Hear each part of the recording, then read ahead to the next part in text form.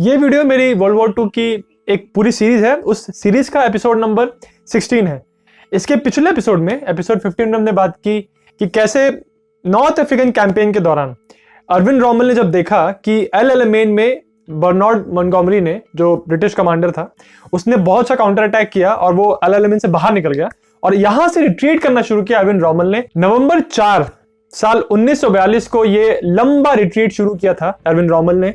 Egypt के बाद लिबिया, लिबिया के बाद पूरा पीछे जाते जाते ट्यूनीशिया तक। ये लंबा रास्ता था, बट अर्विन रॉमल को कोई भी आइडिया नहीं था कि जब वो ट्यूनीशिया पहुंचेगा तो एक बहुत ही अनप्लेजेंट सरप्राइज उसका वहां पे वेट कर रहा होगा। कहानी शुरू होती है साल 1942 में, तारीख है नवंबर 8। ये वो दिन है जब अमेरिका ने फाइनली डिसाइड किया कि वो अपने ट्रूप्स को, अपने फौजियों को भेजेगा नॉर्थ अफ्रीकन कैंपेन में पार्टिसिपेट करने के लिए। एलाइड साइड से अब अमेरिका भी लड़ने वाला था। अमेरिकन प्लान ये था कि उनके सारे फौजी अल्जीरिया और मोरक्को के बीचेस पे लैंड करेंगे। टोटल 3 जगह पे लैंडिंग्स होने वाली थी।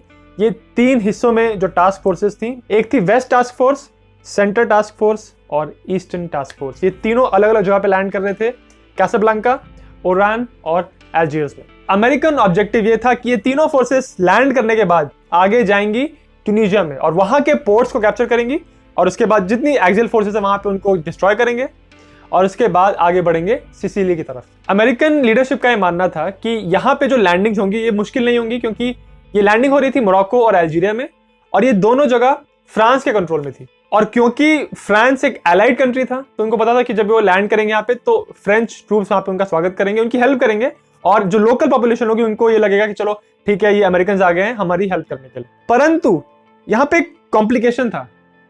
बात ये थी कि फ्रांस को ऑलरेडी जर्मनी हरा चुका था 1940 में, और इसके बाद जब फ्रांस को उन्होंने हराया था तो पूरे फ्रांस को उन्होंने कैप्चर नहीं किया था। लगभग 3/5 फ्रांस का हिस्सा कैप्चर किया था उन लोगों ने और 2/5 फ्रांस का हिस्सा अभी भी फ्रांस के हाथ में था। मतलब नाम के लिए वहां की लोकल गवर्नमेंट थी, बट फिर भी उसको विची गवर्नमेंट कहते थे और वो इन्फ्लुएंस थी नाजी जर्मनी द्वारा, बट वो फिर भी फ्रांस के कंट्रोल में ही थी। जो अनऑक्यूपाइड फ्रांस था, वो जो विची गवर्नमेंट थी, उसका लीडर था फिलिप पेतौन और वो बहुत ज्यादा इन्फ्लुएंस था नाजी जर्मनी द्वारा, क्योंकि वो वहां पे जो भी एक्शंस करता था वो जर्मनी और अल्टीमेटली हिटलर के द्वारा इन्फ्लुएंस होते थे। इसलिए अपने मन से वो बहुत फैसले ले ही नहीं पाते थे, उनको जर्मनी की बात माननी पड़ती। तो जब ये इन्वेजन लॉन्च होने वाला था, अमेरिकन ट्रूप्स आने वाले थे अल्जीरिया और मोरक्को में, उसके पहले अमेरिकन प्रेसिडेंट फ्रैंकलिन रूजवेल्ट ने एक रेडियो पे एक स्पीच दी और ये स्पीच वहां के फ्रेंच लोगों के लिए थी, फ्रेंच गवर्नमेंट के लिए थी। ये स्पीच उसने फ्रेंच भाषा में दी और उसमें उसने कहा कि अमेरिका और फ्रांस बहुत सालों से बहुत पुराने एलाइज हैं और हम अब आपकी मदद करने के लिए यहाँ पे आ रहे हैं और इसके बाद आपकी जितनी भी कठिनाइयां हैं वो खत्म हो जाएंगी। एक अच्छी, एक राउजिंग स्पीच उसने दी अपने फ्रेंच एलाइज के लिए। और 8 नवंबर साल 1942 में ऑपरेशन टॉर्च लॉन्च कर दिया गया। 2 ब्रिटिश शिप्स में बैठ के एक अमेरिकन फोर्स जा रही थी ओरान के पोर्ट की तरफ और उस पोर्ट को पीसफुली अपने कंट्रोल में लेने के लिए। पर जैसे जैसे वो शिप्स ओरान के पोर्ट के पास पहुंची, सडनली उनके ऊपर फायर होना शुरू हो गया और ये फायर कर रहे थे पोर्ट्स की गन से फ्रेंच सोल्जर्स। वो लोग अमेरिकन शिप्स पे फायर कर रहे थे। हालांकि इन शिप्स पे अलाइड झंडे लगे हुए थे और इन्होंने अनाउंस करना शुरू किया कि हम लोग अमेरिकन हैं, don't fire, don't fire. But फिर भी फ्रेंच लोग लगातार फायर कर रहे थे और उनको समझ में नहीं आ रहा था कि फायर क्यों कर रहे हैं, हम लोग तो इनकी मदद करने के लिए आ रहे हैं। फ्रेंच ट्रूप्स ने अपनी फायरिंग कंटिन्यू रखी और अल्टीमेटली 700 अमेरिकन ट्रूप्स ने अपनी जान गंवाई। किसी को भी, ना अमेरिकन ट्रूप्स को, ना ब्रिटिश लीडरशिप को और ना ही अमेरिकन लीडरशिप को इस बात का आइडिया था कि जब वो ओरान के पोर्ट पे लैंड करने जाएंगे तो उनके पुराने एलाइज फ्रेंच लोग ही उनके ऊपर शूट करेंगे। फ्रेंच ट्रूप्स ने फायर इसलिए किया था अमेरिकन ट्रूप्स के ऊपर क्योंकि ऐसा कहते हैं कि अभी भी फ्रेंच गवर्नमेंट में मिर्जा कबीर में जो फ्रेंच नेवी के साथ हुआ, उस बात को लेकर उनके मन में अभी भी नाराजगी थी। वो वहां पे ये था कि ऑपरेशन कैटापुल्ट के दौरान विंस्टन चर्चिल ने अपनी शिप्स को ऑर्डर कर दिया था कि तुम फ्रेंच शिप्स को डुबा दो जो मिर्जा कबीर के रीजन में है, जो कि अफ्रीका में ही है, और वहां पे बहुत सारे लगभग 1400 फ्रेंच सेलर्स की जान गई थी। और इस बात का बदला लेने के लिए अब फ्रेंच सोल्जर्स ने एलाइड शिप्स के ऊपर, यानी कि अमेरिकन शिप्स के ऊपर फायर किया। और यही चीज दोहराई गई कैसाब्लांका के इन्वेजन के दौरान। जब अमेरिकन नेवी, अमेरिकन शिप्स वहां पहुंच रही थी तो उनको रोकने के लिए पहले ही पानी में आ चुकी थी फ्रेंच शिप्स और उन्होंने अमेरिकन शिप्स को एंगेज किया और वहां पे एक नेवल बैटल हुआ जिसको बैटल ऑफ कैसाब्लंका कहते हैं।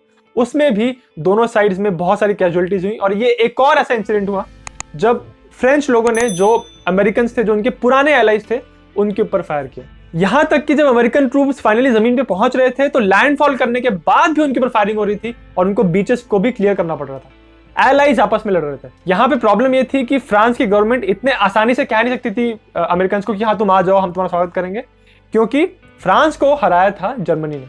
और अभी भी फ्रांस की जो विची गवर्नमेंट थी उसको बहुत कंट्रोल करता था हिटलर। तो हिटलर ने ऑब्वियसली बोल के रखा था कि तुम अमेरिकन को वहां पे आने नहीं दोगे। और उसके साथ फ्रांस की प्रॉब्लम ये थी कि जर्मनी के पास लगभग 20 लाख फ्रेंच पीओडब्ल्यूज थे, प्रिजनर्स ऑफ वॉर थे। और इस वजह से उनके पास हमेशा ये उनका एक वीक पॉइंट होता था कि उनको बात माननी पड़ती थी जर्मनी। जब अमेरिकन को इस बात का एहसास हो गया कि यहाँ पे फ्रेंच लोगों से कोई मदद नहीं मिलने वाली है, बल्कि वो तो वापस अटैक ही कर रहे हैं, तो उन्होंने डिसाइड किया कि हम लोग को अब फ्रेंच लोगों को एंगेज करना पड़ेगा, उन्हीं से लड़ाई करनी पड़ेगी, बाद में हम जर्मनी तक पहुंचेंगे। तो जब ये दो एलाइज आपस में लड़ने वाले थे तो यहाँ पे फ्रेंच गवर्नमेंट थी वो लगातार बहुत डिस्कस कर रही थी कि क्या करना चाहिए, बट अल्टीमेटली उन्होंने डिसाइड किया कि हम अमेरिकन ट्रूप्स को आने देंगे। बिल्कुल लास्ट मोमेंट पे जो पूरे नॉर्थ अफ्रीका के रीजन में जो सुप्रीम फ्रेंच कमांडर था, उसका नाम था एडमिरल डार्लान, उसने अपने सारे ट्रूप्स को कहा, फ्रेंच ट्रूप्स को, कि तुम अपने हथियार डाल दो। और फाइनली उन्होंने अमेरिकन को आने दिया। और इस प्रकार अमेरिकन की एंट्री हो गई अब नॉर्थ अफ्रीकन कैंपेन में। लगभग 1 लाख अमेरिकन फौजियों ने यहाँ पे लैंड किया और वो अपने साथ बहुत सारे हथियार, टैंक्स और बहुत सारी सप्लाईज, मेडिकल सप्लाईज और नॉर्मल लोकल लोगों के लिए बहुत सारा सामान लेके आए। और अब जो लोकल जनता थी उनको लगा कि हाँ ये लोग हमारी आके अब फाइनली मदद करेंगे और जो हमारे पे ऑपरेशन हो रहा है वो अब रुकेगा। अब सिचुएशन ऐसी बन गई थी कि एक तरफ थे, वेस्टर्न साइड पे थे अमेरिकन और ईस्टर्न साइड पे थे British army, British 8th army, जिसको मॉन्टगोमरी लीड कर रहा था। और बीच में ट्यूनीशिया में था अर्विन रोमेल एक्सियल फोर्सेस के साथ। तो अब ये दोनों तरफ से एलाइड फोर्सेस से घेरा जा चुका था। पर यहां पे अब ये प्रॉब्लम थी कि ट्यूनीशिया में जहां पे अर्विन रोमेल ने अपनी पोजीशन बनाई थी, उस जगह से 1600 किलोमीटर दूर मोरक्को में, अल्जीरिया में उन्होंने लैंडिंग की थी। तो काफी लंबा डिस्टेंस एलाइड फोर्सेस में अमेरिकन को ट्रैवल करना था यहां तक पहुंचने के लिए। और जब वो लैंड किए उसके बाद धीरे धीरे ठंडी का मौसम था, बाद में बारिश होनी शुरू हो गई, तो पूरा जो रास्ता था उसमें पूरा कीचड़ कीचड़ हो गया। तो जो आर्मी जो मूव करने वाली थी, जो रेगिस्तान में इतना तेज मूव करते थे, वो हो नहीं पा रहा था, क्योंकि कीचड़ की वजह से उनके टैंक्स आगे मूव ही नहीं कर पा रहे थे। क्योंकि इतना कीचड़ हो गया था तो उनके टैंक्स की स्पीड एकदम बंद हो गई थी, टैंक्स खराब होते थे और चलते भी थे तो बहुत धीरे धीरे चलते थे। और वहां दूसरी तरफ ईस्टर्न साइड पे मॉन्टगोमरी के साथ भी यही हाल हो रहा था, उसके भी टैंक्स की जो स्पीड थी वो बहुत कम हो गई थी। तो इस सब में अर्विन रोमेल को टाइम मिल गया कि अपने फोर्सेस को वापस और स्ट्रॉन्ग करे, कंसोलिडेट करे। और उसको डिसाइड करना था कि यहां से आ रहे हैं अमेरिकन, यहां से आ रहे हैं ब्रिटिश, किसको वो पहले चूज करे, किसको वो पहले अटैक करे।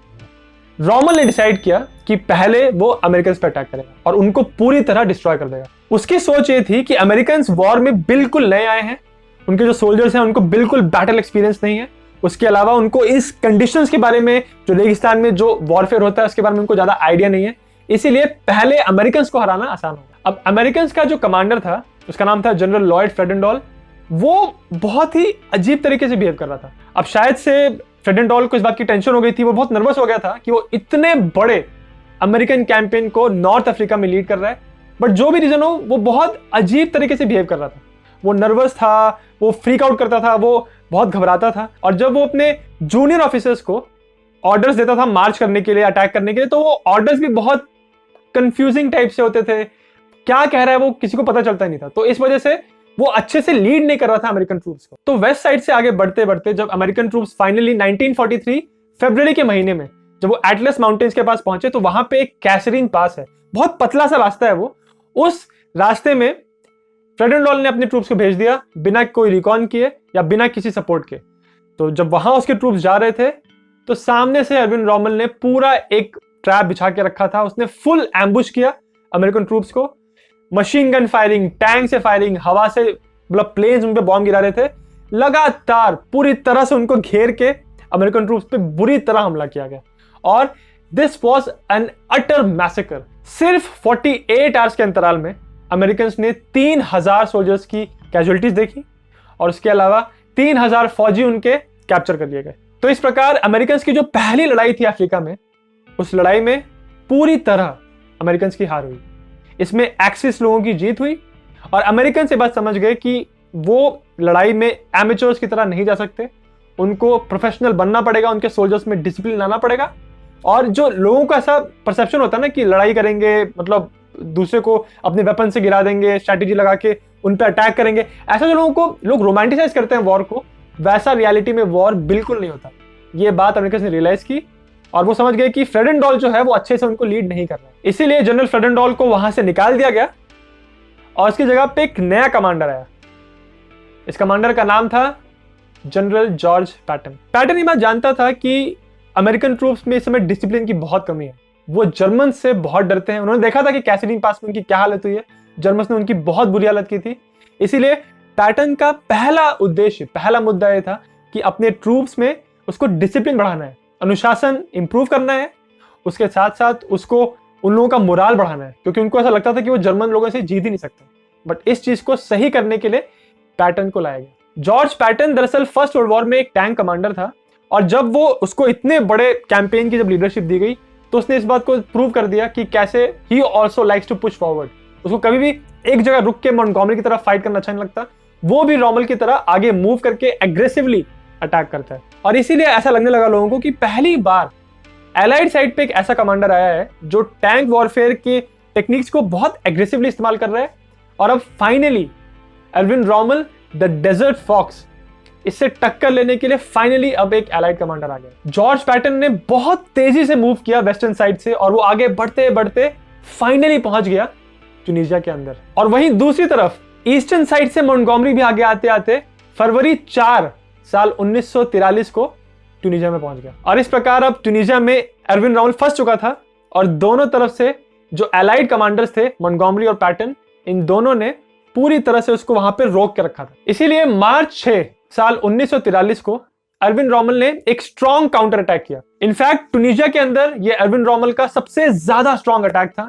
इसमें उसने 150 टैंक्स को झोंक दिया और ये कोशिश की कि जो मॉन्टगोमरी की तरफ से जो उसके ऊपर रोक ला के रखा गया उसको वो ब्रेक कर पाए।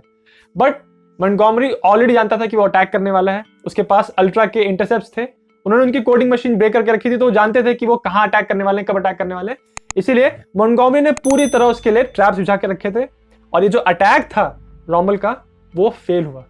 इस अटैक में उसने लगभग 50 टैंक्स को गवाया और बहुत सारे जो उसके ट्रूप्स थे वो कैप्चर कर लिए गए। ये रॉमल का और एक्चुअली पूरी एक्सियल फोर्सेस का एक लास्ट स्ट्रॉन्ग अटैक था और जब ये भी फेल हो गया तो इसके बाद एल्विन रॉमल की उम्मीदें पूरी तरह धराशायी हो गई। वो समझ गया कि अब यहां से जीतना नामुमकिन है। हिटलर ये बात जानता था कि अब अफ्रीका में एक्सियल फोर्सेस जीत नहीं सकती, तो चाहता था कि उसका जो इतना चहीता टैंक कमांडर एल्विन रॉमल था, उसने इतनी फेम हासिल की थी, डेजर्ट फॉक्स का उसने लेजेंड बना लिया था, तो हिटलर चाहता नहीं था कि उसकी वहां पे बदनामी हो और वो कैप्चर किया जाए, वहां पे हारा जाए। तो इसलिए हिटलर ने रॉमल को वापस बुला लिया जर्मनी और रॉमल अपने ट्रूप्स को यहाँ छोड़ के जर्मनी चला गया। जब जर्मन ट्रूप्स के बाद पता चली कि उनका जो इतना फेमस, इतना मैजेस्टिक कमांडर था, जब उनको चला गया छोड़ के, तो वहां पे उनके ट्रूप्स का जो मोराल था वो पूरी तरह गिर गया। और इसीलिए 13 मई साल 1943 में जितनी भी वहां पे एक्सियल फोर्सेस थी उन्होंने पूरी तरह अपने हथियार डाल दिए, उन्होंने सरेंडर कर दिया। और इस प्रकार एक्सियल फोर्सेस का अफ्रीकन कैंपेन समाप्त हुआ। इस पूरे कैंपेन में एक्सियल फोर्सेस ने 6,20,000 कैजुअलिटीज देखी और एलाइड फोर्सेस ने 2,20,000 कैजुअलिटीज देखी। जब ये पूरा अफ्रीकन कैंपेन खत्म हुआ तो लगभग 2,30,000 एक्सियल सोल्जर्स ने सरेंडर किया और पूरे सेकेंड वर्ल्ड वॉर में ये एक सबसे one of the biggest events था जब इतने सारे सोल्जर्स ने एक साथ सरेंडर किया था। सेकेंड वर्ल्ड वॉर के लिए अफ्रीकन कैंपेन एक बहुत बड़ा टर्निंग पॉइंट था, क्योंकि ये पहली बार था जब एक्सियल फोर्सेस को सामने ग्राउंड बैटल पे एलाइड फोर्सेस ने हराया था। एलाइड फोर्सेस में अगर आप देखें तो अमेरिकन के अलावा अगर ब्रिटिश अंपायर की बात करें तो इंडियंस ने इसमें पार्टिसिपेट किया था। उसके अलावा अमेरिकन, न्यूजीलैंडर्स, कैनेडियंस, पूरी दुनिया भर के फौजियों ने एलाइड साइड की तरफ से लड़ाई की थी एक्सियल फोर्सेस को हराने के लिए। ये पूरा north African campaign allied forces के लिए एक बहुत बड़ी जीत थी और उतनी ही बड़ी हार थी ये एक्सियल फोर्सेस के लिए। हिटलर को इस पूरे कैंपेन के बाद सिर्फ और सिर्फ फ्रस्ट्रेशन मिला, क्योंकि उसने अपने इतने सारे सोल्जर्स को वहां पे गवाया, अपना इतना रिसोर्सेज उसने वहां पे वेस्ट किए और रिजल्ट उसके फेवर में नहीं आया। इस पूरे नॉर्थ अफ्रीकन कैंपेन के बाद जितने भी एलाइड सोल्जर्स अब अफ्रीका में थे वो धीरे धीरे उन्होंने जाना शुरू किया इटली में। अलाइड फोर्सेस का अल्टीमेट प्लान ये था कि वो लोग पहले नीचे इटली की तरफ से हमला करेंगे और जर्मनी का सदर्न फ्लैंक वीक हो जाएगा। उसके बाद वेस्ट से यानी फ्रांस से वो हमला करेंगे और ये दोनों साइड आके जर्मनी के अंदर फिर एंटर करेंगे। और उसके बाद ऑब्वियसली सोवियत यूनियन ने भी ईस्ट की साइड तरफ से हमला करना शुरू कर दिया था और अब तीनों तरफ से लास्ट में जाके जर्मनी को घेर लिया गया था। उन सारे इवेंट्स के बारे में हम आने वाले एपिसोड्स में बात करेंगे, बट ये जो एपिसोड है, इसका जो अगला एपिसोड है उसका लिंक आपको वीडियो के एंड पे मिल जाएगा, बिल्कुल स्क्रीन के सेंटर पे। और अगर आपको वीडियो अच्छा लगा तो मेरे चैनल को सब्सक्राइब जरूर करें।